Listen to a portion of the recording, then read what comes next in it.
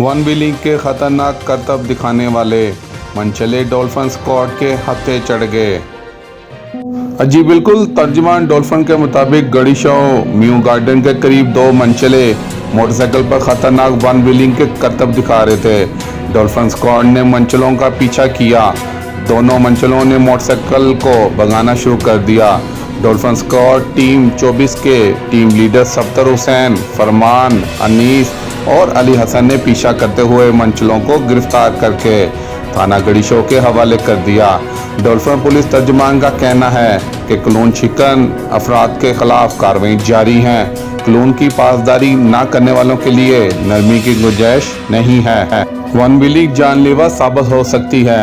Dolphin squad क्लून शिकन अफराद को हर सूरत टैकल करेंगे।